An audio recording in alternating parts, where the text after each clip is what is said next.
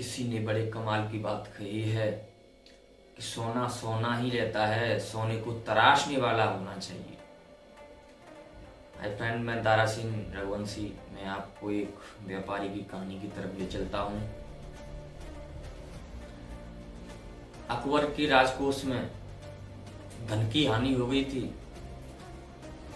धन कम हो गया था। उसने कहा बीरबल से कि बीरबल, हमें जनता प्रजा का बहुत हित करना पड़ता है, उसके बदौलत धन की बहुत कमी है। अब इसकी उन्नति कैसे हो? बीरबल ने कहा कि है साहब, एक व्यापारी है, उससे हम धन ले सकते हैं। क्या ठीक है, बुलाओ उसको। उस व्यापारी को बुलाया कि भाई कितना धन है? कि साहब मेरे पे इतना धन है। इतना तेरे पे आया कहां से? उस व्यापारी ने कहा कि साहब आपका टैक्स वैक्स मैंने भरा नहीं है, मैं टैक्स वैक्स चोरी कर लेता हूँ। बिल्कुल एकदम स्पष्ट कर बोल दिया कि मैं टैक्स वैक्स चोरी कर लेता हूँ, आपका मैं टैक्स देता नहीं हूँ। अकबर को गुस्सा आया कि कितना धन है तेरे पे? कि साहब इतना धन है। धन ले लो भाई बीरबल, इससे सब धन जब्त करो और इसे अपनी अस्तबल में नौकरी दे दो, सिर्फ खाने पीने पे। ये खाना पीना देना इसको और अस्तबल में नौकरी दो, एक घोड़ों की लीद उठाएगा। उसने कहा कि ठीक है राजा साहब, जैसा आपका आदेश। लीद उठाने पे लगा दिया व्यापारी। लीद उठाता, खाना खाता, फ्री में वहीं रहता था। एक बार फिर वही स्थिति आई अकबर के साथ। अकबर ने बीरबल को याद किया कि बीरबल, पैसे की फिर जरूरत है हमें, अब कौन पूर्ति करेगा? बीरबल ने कहा कि महाराज, उसी व्यापारी को बुला लीजिए, वही पूर्ति कर सकता है। अरे उसका तो धन हमने जब्त कर लिया और अपनी गिरफ्त ले लिया उसे।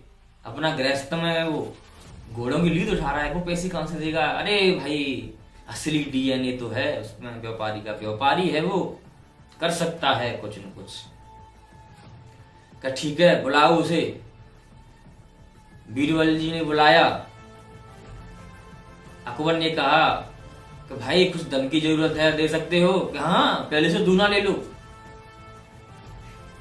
अकबर ने सोचा कि भाई इस पे दूना कहां से आ गया?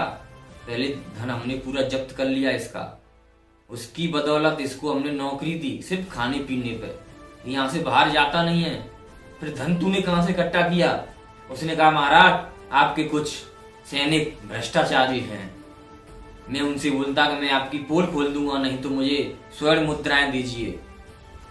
अधिक से अधिक मुद्राएं देते थे मुझे, मैंने ऐसे धन इकट्ठा किया और आप पहले से दूना ले लीजिए मेरे से।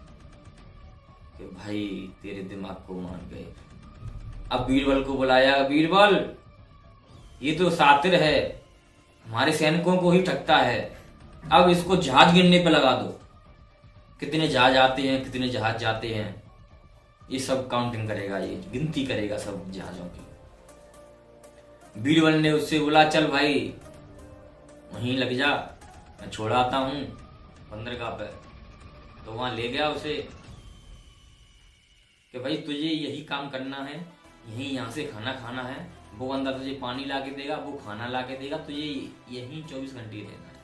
सिर्फ ये काम करना है कि कितने जहाज आ रहे हैं और कितने जा रहे हैं। ठीक है, वो साहब नौकरी पे लगा दिया, वहां पे खाने पीने पर भी बस उससे बोला गया कि भाई किसी से कुछ लेना देना नहीं है। ठीक है।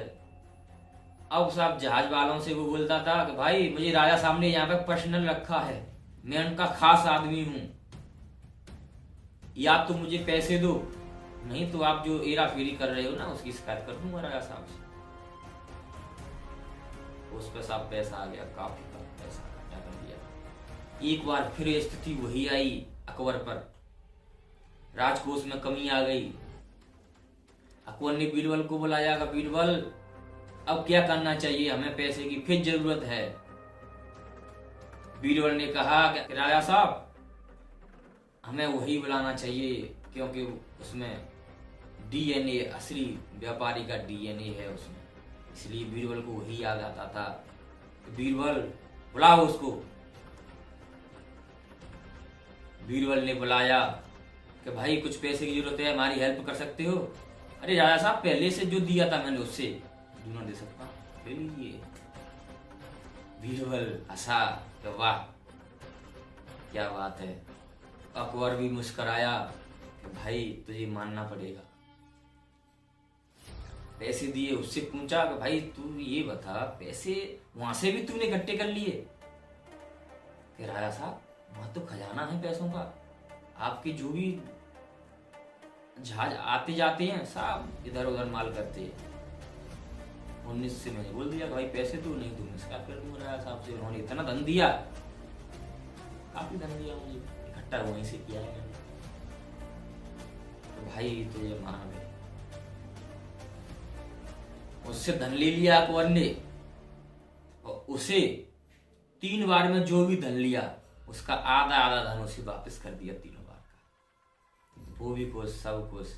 दोस्तों मेरी कहानी यहीं खत्म होती है। इससे यही सीख मिलती है कि अपने आप में जुनून होना चाहिए, दिमाग होना चाहिए। और व्यापारी लाइन में तो ये मान लो डीएनए एकदम व्यापार लाइन का ही होना चाहिए, जब ही सक्सेस हो सकते हो। और देख लीजिए राजा साहब ने कहीं भी कई ड्यूटियों पे लगा दिया, और फिर भी उसने पत्थर में से धन निकाल लिया। साथियों, इससे यही सीख मिलती है कि हमें अपना दिमाग कहाँ चलाना है, कब चलाना है, सिर्फ समय के आधार पर ही तय करता है। बहुत बहुत धन्यवाद। मेरे इस चैनल को सब्सक्राइब करें, वीडियो को लाइक शेयर करें। आपका बहुत बहुत धन्यवाद।